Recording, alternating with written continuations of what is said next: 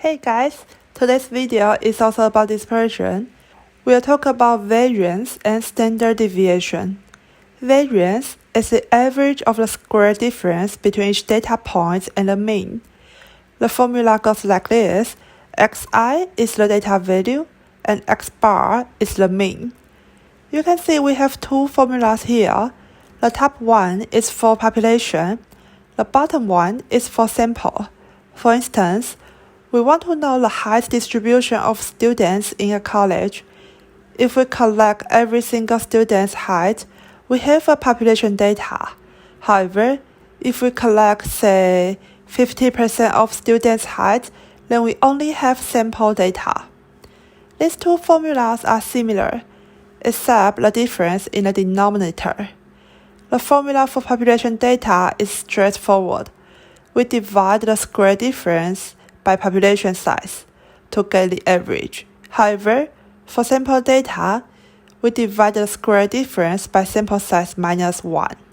Although mathematical calculation can explain this better, we only need to know it's a correction for bias in the estimation of population variance.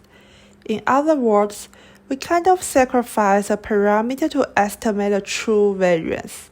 So, now we understand the difference between population and sample variance. But why do we need to take the square in the numerator? It's because we only want to measure the distance from the mean, not the direction.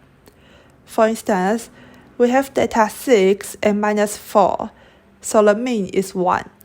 If we don't take the square, the distance between minus 4 and 1 would be minus 5. And if we add the distance up, minus 5 and 5 will be cancelled out, and the variance would be 0. However, the variance measures the spread of the data. This data set does spread, so we square the difference to avoid this issue. Here's an example of how to calculate the variance. Say we have sample data 1, 2, 3, 5, and 9. The mean would be 1 plus 2 plus 3 plus 5 plus 9 divided by the sample size 5. So the mean is 4. The numerator of variance is the square distance between each data point and the mean. The denominator is the sample size minus 1, which is 4. Therefore, we get a variance is 40 divided by 4, which is 10.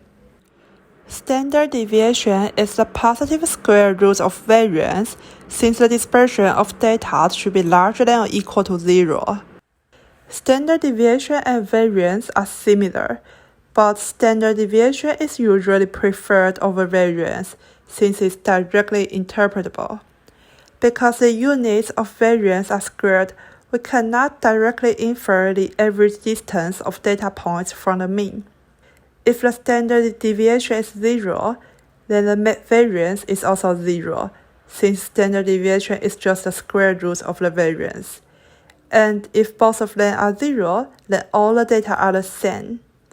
If we think about the definition of standard deviation, we'll know that each data point must be the same as mean value for standard deviation to be 0. The only possible scenario is that all data points are the same. For example, we have data 5, 5, and 5. The mean would also be 5. The variance is 0 since all data points are the same as mean value. So the standard deviation is also 0. A useful application of standard deviation is in normal distribution. Say we have normal distribution like this. Each segment represents one standard deviation. The yellow point here would be mean plus 1 standard deviation. The application is like this. The blue area ranges from mean minus 1 standard deviation to mean plus 1 standard deviation, contains 60% of data. The pink area contains 95% of data. The green area contains 99.7% of data. To sum up, 60% of data lie between mean plus and minus 1 standard deviation. 95% of data lie between mean plus and minus 2 standard deviation. 99.7% of data lie between mean plus and minus 3 standard deviation. Although standard deviation is the most common and preferred over variance, there are two disadvantages that we should consider. First, standard deviation is still affected by the extreme values or outliers. It's because we use all the data and we did not adjust the effect of extreme values. In other words, if there is a super small or large value that is far from the remaining points, the standard deviation tends to be larger due to less single points. Second, standard deviation is not suitable for skewed data, since we use the average distance of data points to the mean.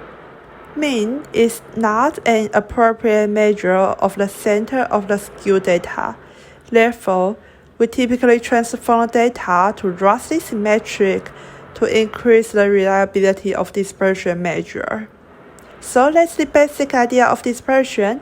Each measure has its pros and cons, but standard deviation is the most commonly used one. Thank you for watching my video and see you next time.